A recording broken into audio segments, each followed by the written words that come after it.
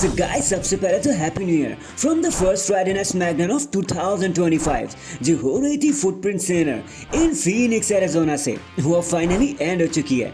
And अब SmackDown completely 3 hours का show बन चुका है क्योंकि रॉ नेटफ्लिक्स पर चला गया। तो चलिए एक बार नजर मार लेते हैं कि आज हमें यहाँ क्या कुछ देखने को मिला। तो वीडियो को एंड तक पूरा देखना है आपने और चैनल को अभी लाइक एंड सब्सक्राइब कर दो। एंड नाउ आप देख रहे हैं रेसलमैनिक्स एंड सब्सक्राइब करना तो बनता है।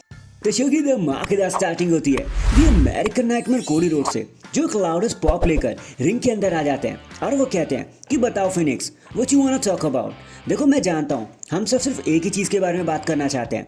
सी अब स्मैकडाउन 3 आवर्स का हो चुका है, रॉ नेटफ्लिक्स पर जा चुका है और यार मैं सब में इन्वॉल्वमेंट चाहता हूँ अपनी, लेकिन अनफॉर्चुनेटली मैं मेडिकली क्लियर नहीं हूँ। खैर एट द रॉयल रंबल हमें फाइनली केविन ओवेंस से बदला लेने का मौका मिलेगा, लेकिन तभी ड्रू मैकिंटायर वहाँ पे आ जाते हैं एंड वो अचानक से कोडी को हक कर लेते हैं जो काफ़ी कंफ्यूजिंग था। एंड कहते हैं कि कोडी ये ग्रेटेस्ट हीरो है ऑफ ऑल टाइम, जब हमारे पास वर्ल्ड क्लास एथलीट पड़े हुए हैं, लेकिन तुम सब कुछ स्क्रू करने वाले हो कोडी, तुम्हें एक हेल्प की ज़रूरत है, इसलिए मैं यहाँ पर आया हूँ। तो कोडी कहते हैं कि भाई मैं मानता हूँ कि ट्रांसफर विंडो तुम्हें रॉ से यहाँ पर घसीट लाई है और तभी तुम यहाँ पर भी आए हो, लेकिन प्लीज़ यार सच बता दो, बातों को घुमाओ मत।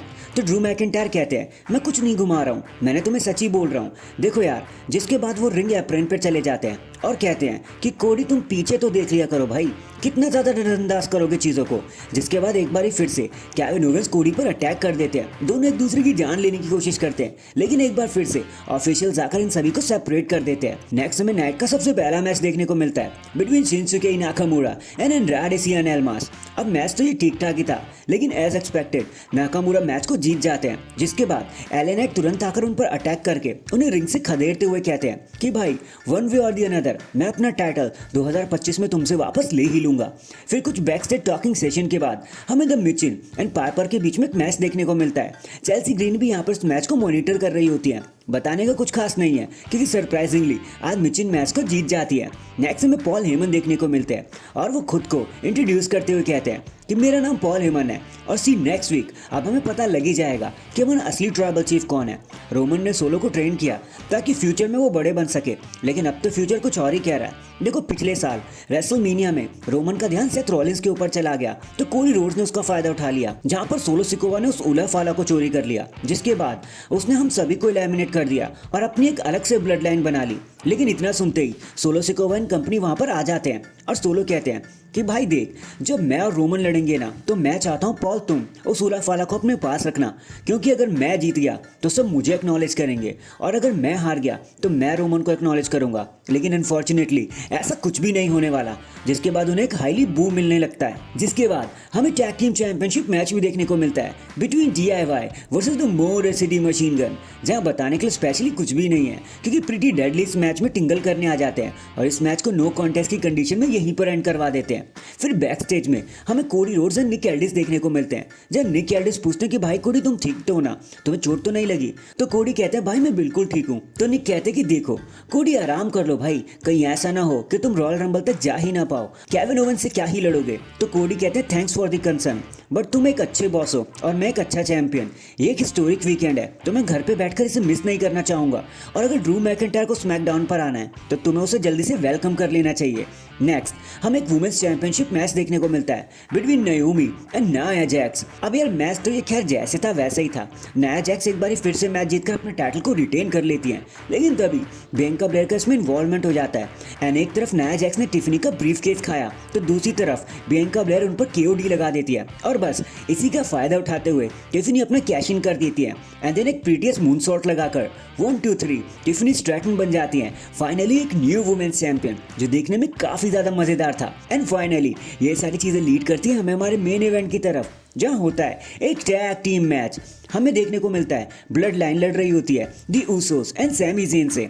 अब ये मेन इवेंट के लिए एकदम परफेक्ट मैच था क्योंकि इन टीम्स के बीच में कितना बैड ब्लड है ये हम बहुत पहले से ही जानते हैं, लेकिन फिर तभी ड्रू मैकिंटायर इसमें अपनी इन्वॉल्वमेंट करने की कोशिश करते हैं, जे ऊसो को डिस्ट्रैक्ट करने लगते हैं, वो भी सिर्फ तभी जब जे ऊसो मैच को क्लोज इन करने वाले होते हैं, और बस इसी का पूरा फायदा ब्लड लाइन को मिल जाता है और वो मैच को जीतने में कामयाब हो जाते हैं। एंड डैंग इसी के साथ हमारी आज की फ्राइडे नाइट स्मैकडाउन यहीं पर खत्म हो जाती है। लेकिन आपका इस न्यू ईयर शो के बारे बारे में क्या कहना था, कमेंट करके जरूर बताना। So guys, wrestling speed number 47 पर आप सभी का स्वागत है। यहाँ पे आप जानते हो हम कोशिश करते हैं कि आपको कुछ ही पलों में रेसलिंग जगत का सारा ही ज्ञान दे दे। तो इसी चीज को कंटिन्यू रखते हुए क्या आप जानते हो कि जब रॉ नेटफ्लिक्स पर जाएगा और जब सोलो सिकोवा रोमन रेंज से लड़ेंगे एक ट्राइबल कॉम्बैट में ऊला फाला के लिए, ताकि कौन किसे एक्नॉलेज कर सके। आपको क्या लगता है वहाँ पे क्या कुछ होने वाला है? और अगर हम आपसे कहें कि भाई ये एपिक शोडाउन एजिस के लिए होगा, तो आपका इसके बारे में क्या कहना है? भाई इस रॉ की एंडिंग में तबाही मच जाने वाली है। आई नो कि आप जानना चाहते होंगे कि मैंने ऐसा क्यों कह दिया। तो चलिए वीडियो को एंड तक पूरा देखना, आपको आपके सारे सवालों के जवाब बस यही मिल जाने वाले हैं और बाकी का हाल